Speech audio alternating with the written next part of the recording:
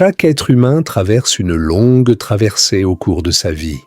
Et au cœur de ce cheminement surgissent souvent des questions que nous gardons en silence, enfouies dans nos cœurs. Quel est réellement le sens de cette vie? Pourquoi ai-je été créé?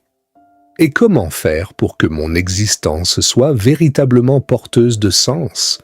En islam, la réponse n'est ni vague ni ambiguë. Allah l'a clairement exposé. Allah dit « Je n'ai créé les djinns et les hommes que pour qu'ils m'adorent ».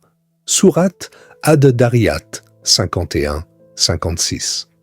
Autrement dit, la vie ne se résume pas à une simple routine, ni à la quête des plaisirs, ni aux seules préoccupations de ce monde. L'essence de la vie d'un musulman est l'adoration d'Allah. Mais l'adoration ne se limite pas à la prière, au jeûne ou à la lecture du Coran. Elle peut englober toute chose, travailler, apprendre, prendre soin de sa famille, même offrir un sourire à autrui, à condition que l'intention soit sincèrement vouée à Allah. Le messager d'Allah, paix et bénédiction sur lui, a rappelé « Les actes ne valent que par leurs intentions ».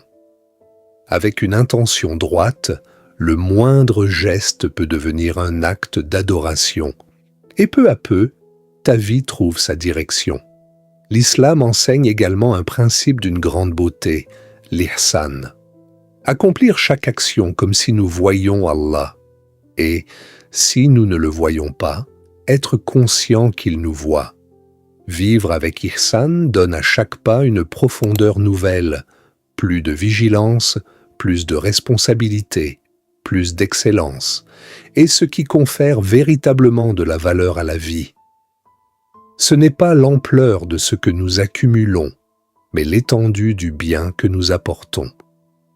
Le messager d'Allah, paix et bénédiction sur lui, a dit « Les meilleurs des hommes sont ceux qui sont les plus utiles aux autres. » Au bout du compte, ce monde n'est qu'un champ, un lieu où l'on sème des œuvres pour la vie future. Lorsque nous prenons conscience qu'une autre vie nous attend, alors nous comprenons que le sens de l'existence n'a rien de complexe. Le sens de la vie consiste à faire d'Allah notre objectif, rectifier notre intention, agir avec ihsan, apporter du bien et se préparer à retourner vers lui, car une vie pleine de sens n'est pas seulement belle ici-bas, elle est aussi salvatrice dans l'au-delà.